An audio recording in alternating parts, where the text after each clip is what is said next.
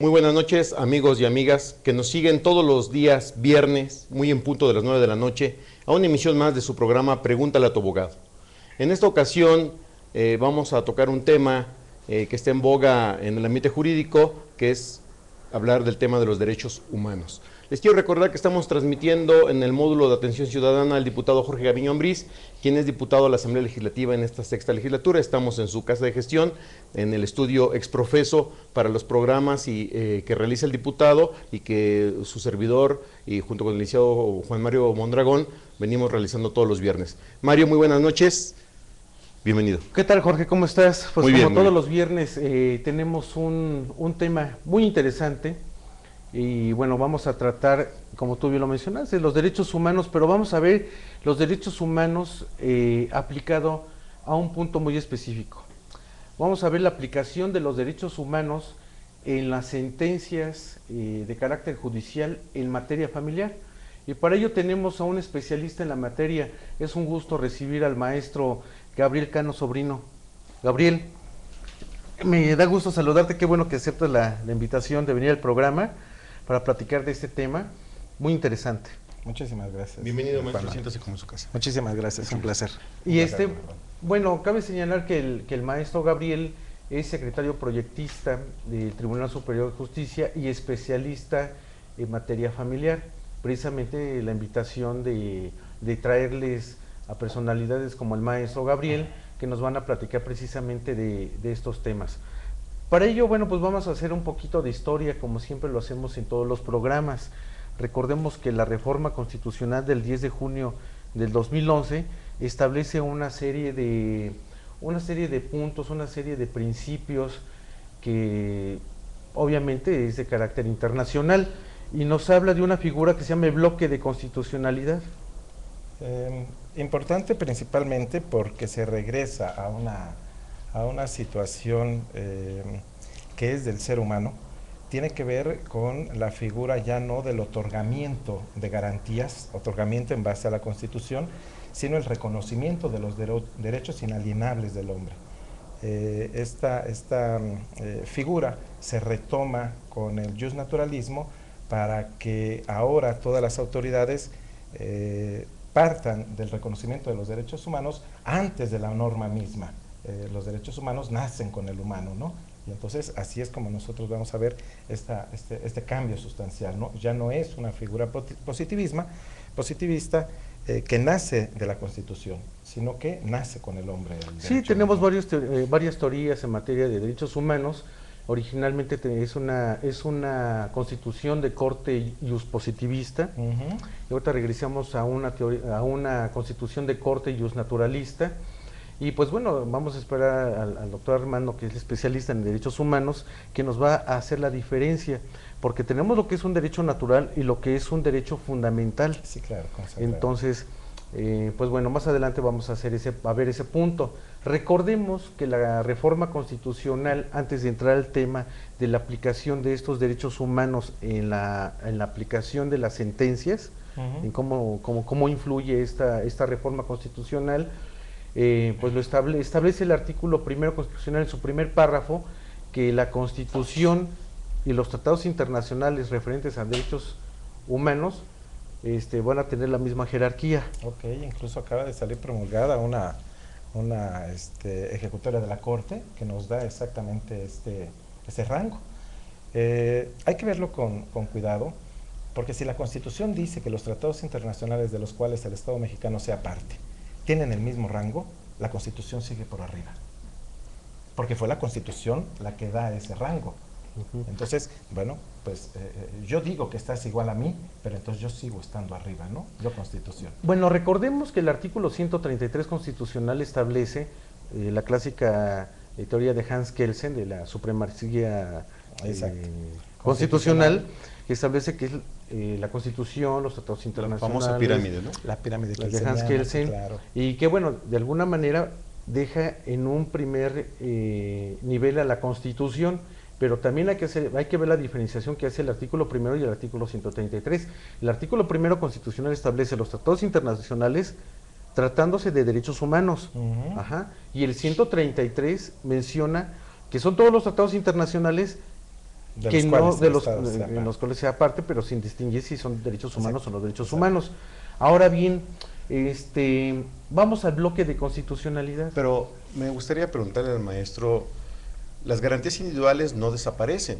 No No desaparece. el mismo artículo primero dice que se va a respetar los derechos humanos consagrados en la Constitución, los tratados de los cuales el Estado mexicano sea parte, y las garantías consagradas para el respeto de unos y otros, la Constitución y los tratados.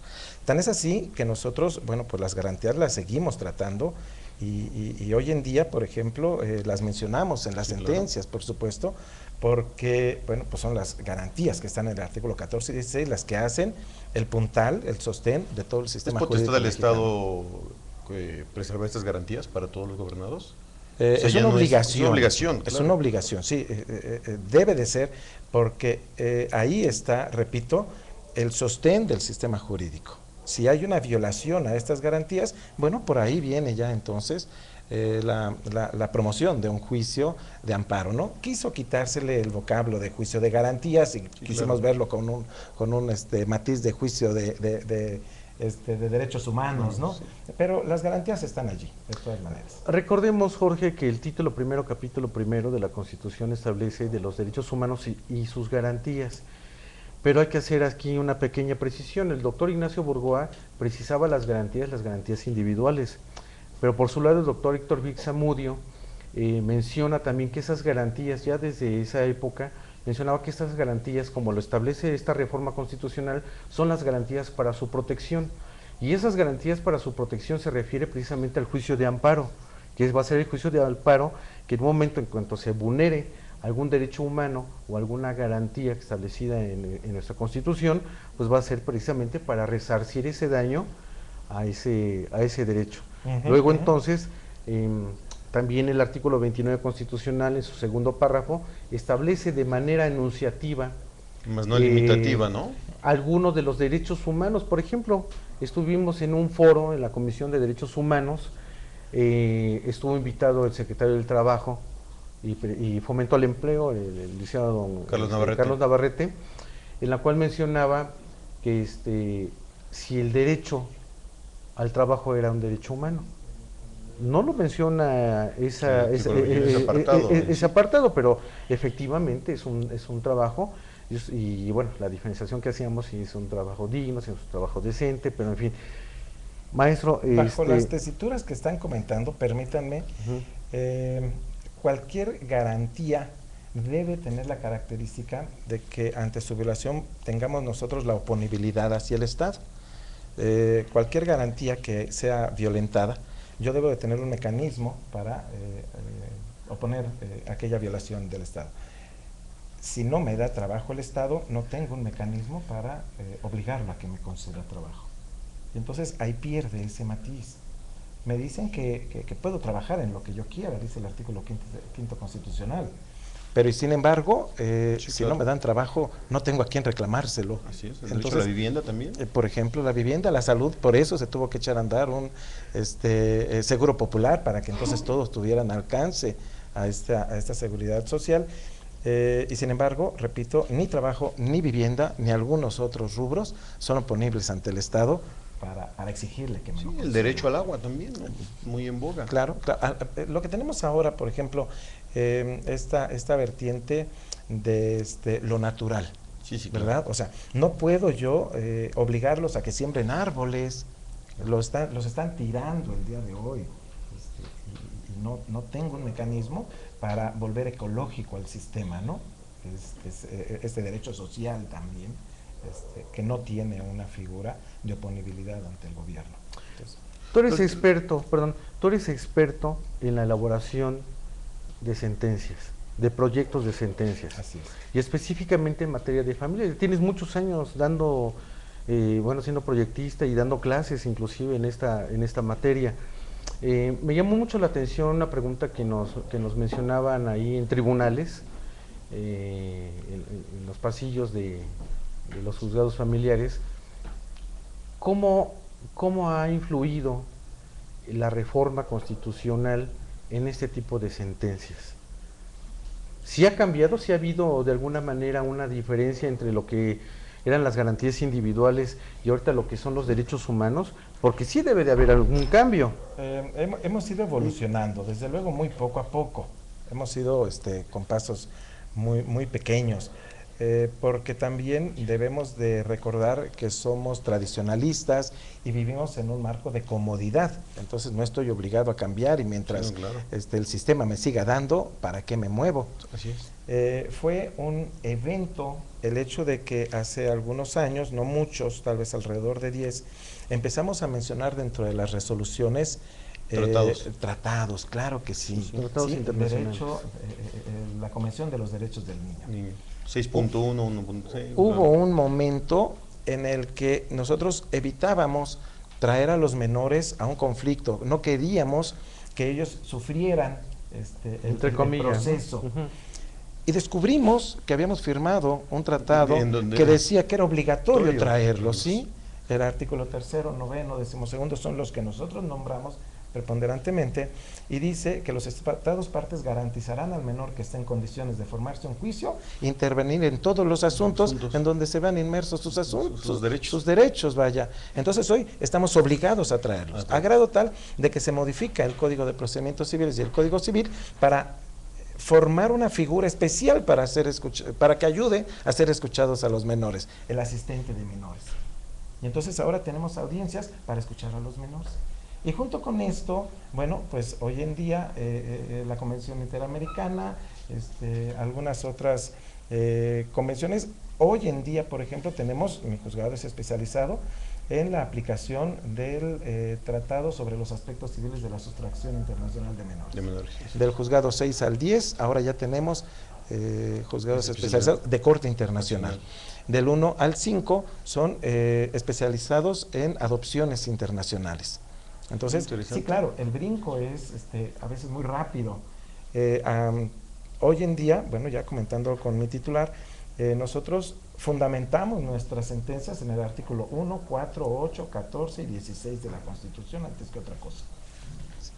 Entonces, sí, claro, sí ha habido un brinco, sí vamos nosotros haciendo ese respeto y desde luego la profundidad en los temas. No, de hecho, la reforma constitucional obliga a las autoridades a estudiar los tratados internacionales, sí, claro. Están obligados. Sí, claro. Pero fíjate, dice, establece convencionalidad. Establece el párrafo 3º del artículo 1 que son las autoridades, todas las autoridades. Todas. O sea, no nada más las judiciales, las administrativas. De los 3 niveles y de los 3 órdenes de Entonces gobierno, tienen que observar y bueno, checando la bibliografía, nos encontramos que no nada más tienen que ver el ordenamiento, primero la Constitución, la Constitución Política de los Estados Unidos Mexicanos. Después de la Constitución, las leyes federales, las leyes locales, los tratados internacionales, lo que dice la jurisprudencia de la Corte Interamericana de Derechos Humanos, porque también la jurisprudencia que emite la Corte Interamericana también tiene relación. Nosotros podemos invocar. Lo que dice el Poder Judicial de la Federación y todo ordenamiento que se encuentra en territorio nacional.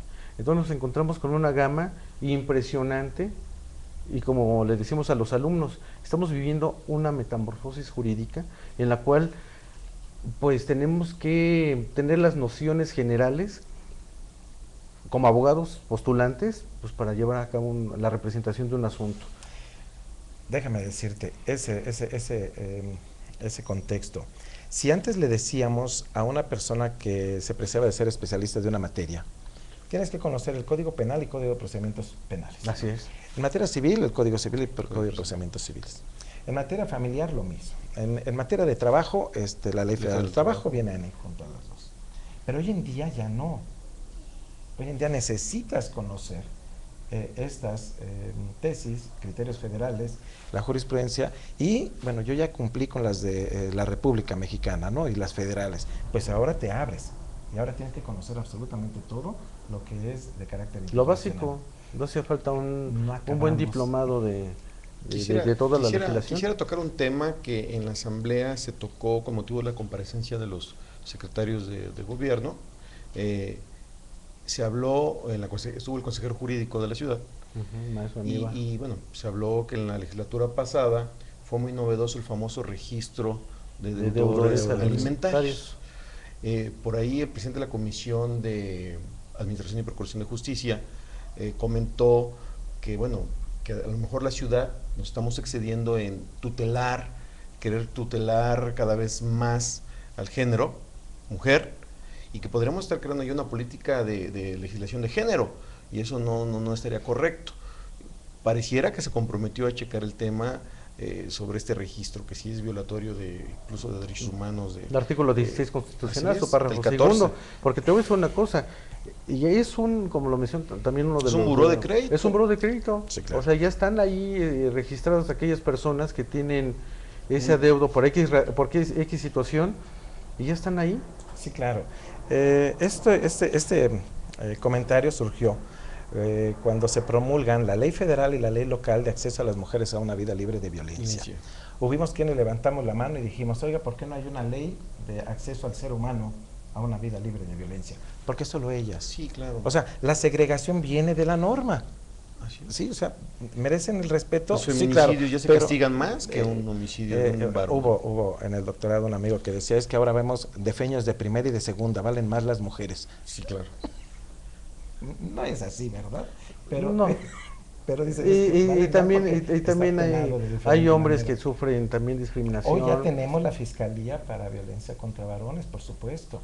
Hemos inventado muchas cosas, unas saludables y otras no, la de adultos mayores, la de menores, la de mujeres, o sea, ya tenemos la de Pero hay hombres algunas que son violentados. necesarias, por ejemplo, Sí. están los juzgados especializados para adolescentes de justicia, con la ley penal, claro. que no son, que no es justicia penal, hay otra teoría, porque no se les aplica una pena, pero al fin y al cabo sí es justicia para adolescentes. Sí es necesaria. Sí es necesaria. Es un tratamiento especial, definitivamente. Especial, precisamente pues por el está desarrollo. Hablando de las cortes de drogas, ¿no? Que se quieren implementar en México las famosas cortes de drogas, ¿no? Para tratar adicciones. Ok. Y ya no como pena. Parece que es necesario. Nosotros hoy en día tenemos una certificación en materia penal. Están dando certificación. Nosotros hemos pugnado porque hay una certificación en cada una de las materias. No podemos ser todólogos. Es falso que nosotros quisiéramos ser conocedores de todas las materias. Cuando yo más me especializo en una, estoy perdiendo las anteriores. Necesariamente, porque ya no tengo actualidad. Este punto de que estamos mencionando, en el sentido de que yo sé derechos de familia, sí, pero y de los demás voy dejando de saber cada día porque ya no voy para allá, sí, claro. Ya no leo aquello, ya no me actualizo. Sí, pasa lo mismo que con un médico. El especialista ya no te da medicina general. Sí, claro. Porque ya tiene una especialidad de otro nivel. Y fíjate, me llamó la atención, antes de que empezara el programa comentamos sobre los juicios orales en materia de familia. Sí. Ya tenemos los juicios orales en materia civil, mercantil, tenemos 20 juzgados que se encuentran para Servando, pero también tenemos esta novedad que vamos a tener juicios orales en materia de familia. Esto va a hacer que el abogado, porque los funcionarios que se encuentran ahí en los juzgados sí reciben una capacitación permanente y continua. Qué bueno, felicitamos al presidente del Tribunal Superior de Justicia. Pero ¿qué es lo que pasa con los abogados, los que agarramos los asuntos, agarramos los casos de una persona y dice, a mí no me interesa si son orales o no son orales, si son escritos, yo quiero que me resuelva mi problema? Sí, claro. Y nos encontramos que, los que no estamos tan grandes, que no hemos llevado, que estamos prestos y atentos a una reforma así, pero hay abogados que todavía no se adaptan a la reforma, es más, todavía no les cae el 20. Hay una conflictiva que en mi cabeza ha venido rondando hace mucho tiempo. Exposición sobre el juicio oral familiar tuvimos el año pasado, el Día del Abogado. Y lo primero que yo saqué fue el Código de Procedimientos Civiles del Estado Libre y Soberano de Hidalgo, de 1980. Le digo, miren, aquí habla del juicio oral familiar. Eso no es nada nuevo. ¿A dónde está lo nuevo? Sí, claro.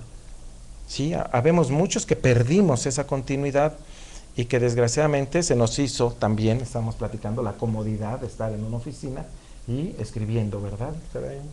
De parte de las autoridades y de parte del postulante, por supuesto.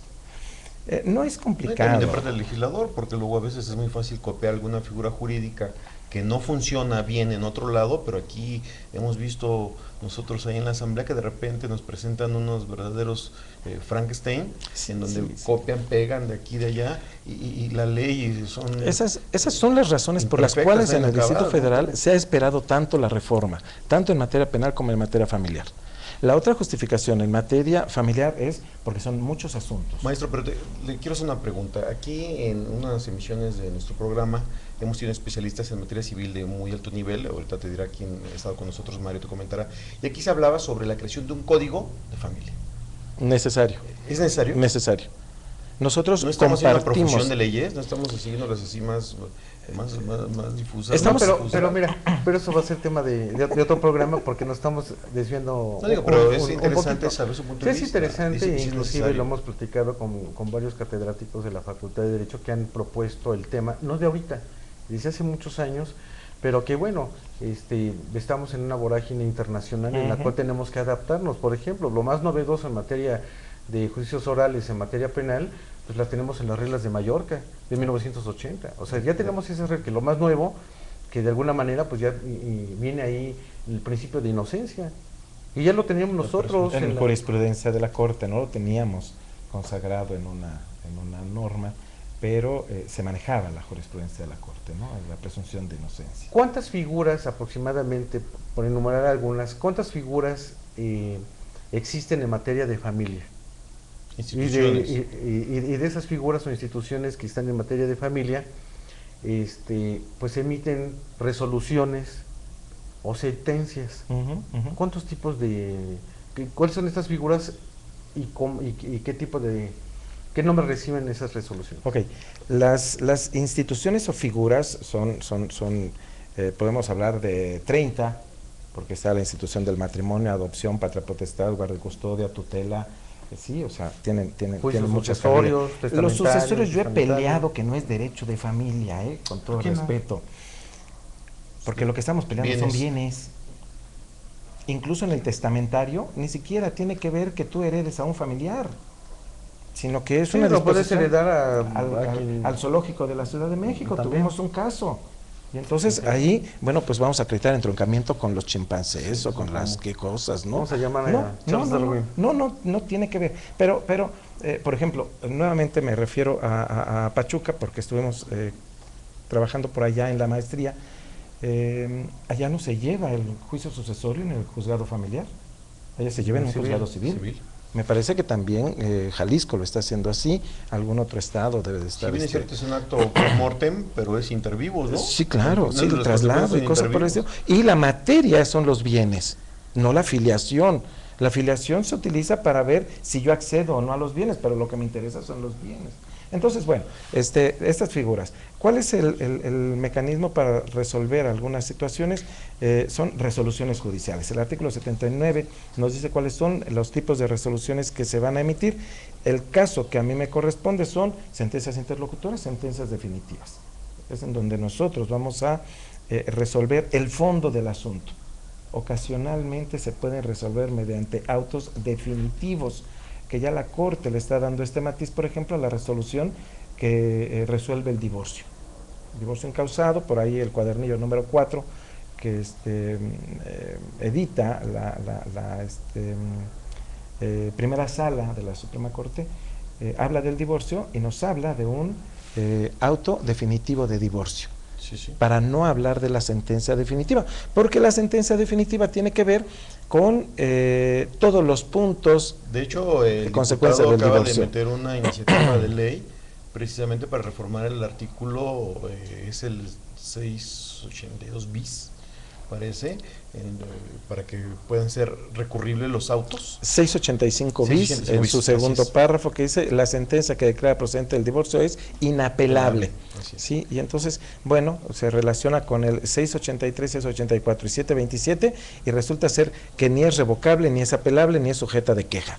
Y entonces se vuelve irrecurrible. Así es. ¿Sí? Entonces, bueno, la iniciativa va en ese sentido, que sí sea recurrible. Bueno, la sentencia que declara el vínculo resuelto sí es inapelable, más no así los demás actos jurídicos inherentes al juicio. Pero hay la revocación, ya está la tesis de la Corte, de que se puede solicitar la revocación de las consecuencias del divorcio que vienen inmersas en la resolución. Sí, de hecho lo citamos en el texto de la en la exposición de motivos. Lo que pasa es que, bueno, tenemos que recurrir a los criterios, a las tesis, cuando pues podemos tenerlo ya en la ley, en el texto, en el ordenamiento jurídico.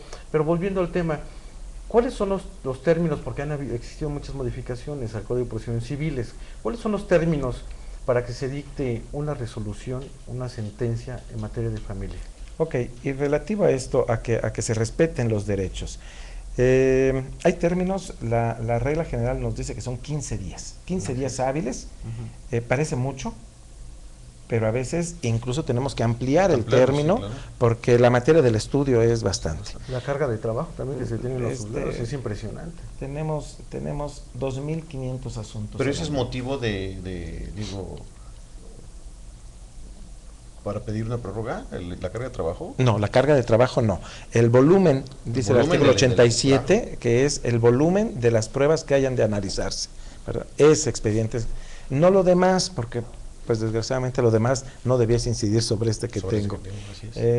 Son 15 días para las resoluciones de juicios ordinarios, como sería en este caso el divorcio, que bueno, pues habemos todavía quienes la resolvemos así, la pérdida de la patria potestad, la petición de herencia, el reconocimiento o desconocimiento de paternidad, son los juicios que tienen una preponderancia en la familia, y les damos ese término porque también le estamos dando oportunidad al proyectista, al juzgador, de que haga un análisis profundo. Esa es la mecánica. Tenemos sentencias interlocutorias que se resuelven en el término de 10 días hábiles, que van a resolver una incidencia durante el juicio o con posterioridad al juicio. Hay figuras como la adopción que tenemos que resolver en 5 días. Esa es una novedad también para darle seguridad y agilidad a la nueva figura, a la nueva institución del adoptado. O más bien para ¿También tratándose de adopción internacional? Sí. 5 días es novedoso. ¿No? Sí, claro, sobre todo porque… ¿Qué tiene esta celeridad? Más que nada a que ¿No dejarlo expuesto al adoptado? No, tiene que ver con darle una justicia rápida, con celeridad.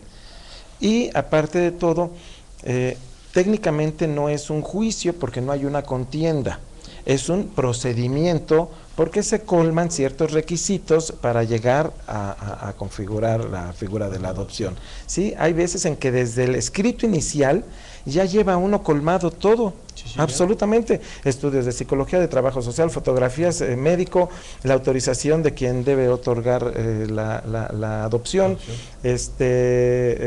bueno, entonces faltaría una información testimonial que marque el artículo 893 y pasa a resolución. Pero nosotros desde el inicio ya revisamos que esa solicitud viene completa, ¿verdad? Los testigos nos corroboran lo que es la información que nos llegó con un escrito completo, bien hecho. La Procuraduría ha llevado a cabo adopciones durante muchos años, y como ellos están facultados para elaborar los dictámenes, te presentan una solicitud completa, absolutamente completa. Viene director del… Oye, de mero trámite, digamos. Exacto, a eso me refiero cuando digo que no es una demanda, sino es un procedimiento, ¿sí? Que no hay contienda. Pues la metodología jurídica que se aplica en la elaboración de un proyecto de sentencia es complicado. Tiene que ver con la actualidad nuevamente. La metodología nosotros la tenemos medio salvada porque dice que no hay requisitos esenciales, y sin embargo nosotros también estamos supeditados a que en cualquier momento que no cumplamos con ciertas reglas que están por allí, podemos ser sancionados con una revocación de la sala, por ejemplo. Nosotros tenemos los dos parámetros, fondo y forma. El fondo, bueno, pues es esta materia que nosotros estamos hablando. Ya hoy vemos una revisión de todos los derechos, de las garantías, ya hablamos con naturalidad acerca de estos aspectos. Podemos explayarnos en la evaluación de pruebas. Maestro, aquí es una pregunta que, bueno, nosotros como litigantes es muy dado que siempre queremos hablar con el proyectista. Y resulta que los jueces son muy celosos con su personal. Es muy raro que tú llegues con el proyectista, luego a veces estás hablando con él y no sabes que él es el proyectista. O sea, guardan mucho secrecidad en cuanto a su personalidad. ¿Por qué? Primero que nada, porque se hace desigual el tratamiento. Escuchar a una parte y no a la otra. Exactamente. Ya por ahí ha habido alguna propuesta, la quinta sala en materia de familia. Tu criterio? No. Por lo menos se ve un poquito mal, porque si llega la otra parte y ve que estás, pudiera pensarse algo. Es que para eso tenemos el periodo de alegatos, que en un momento dado, pues cualquiera de las partes pues puede dar su argumentación lógico-jurídica del asunto y decirle, ¿sabes qué?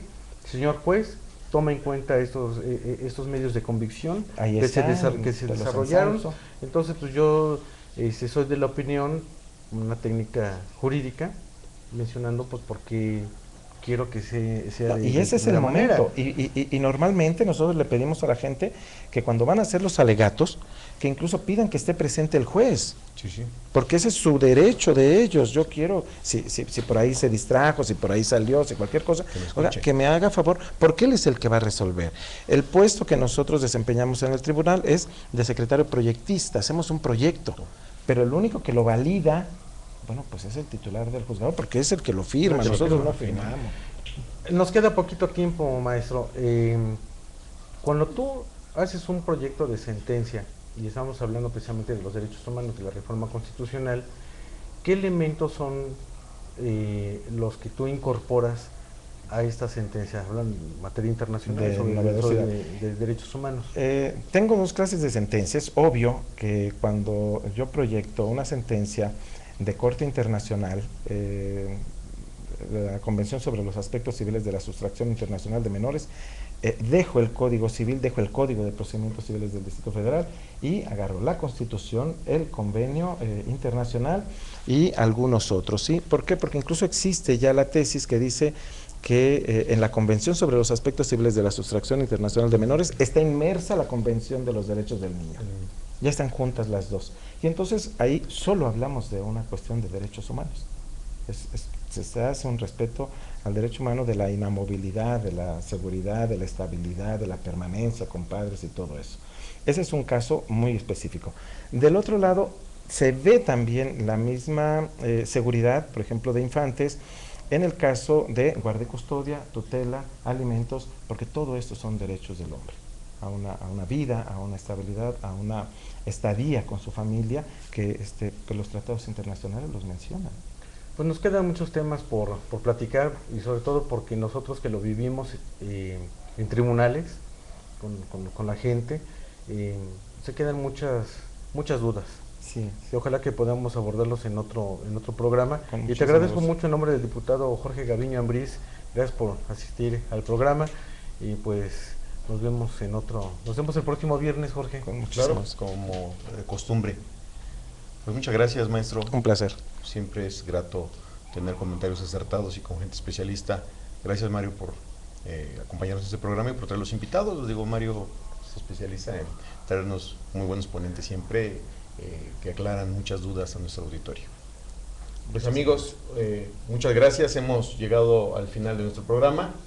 Recuerde que si tiene alguna duda, alguna pregunta, alguna asesoría, pregúntele a su abogado.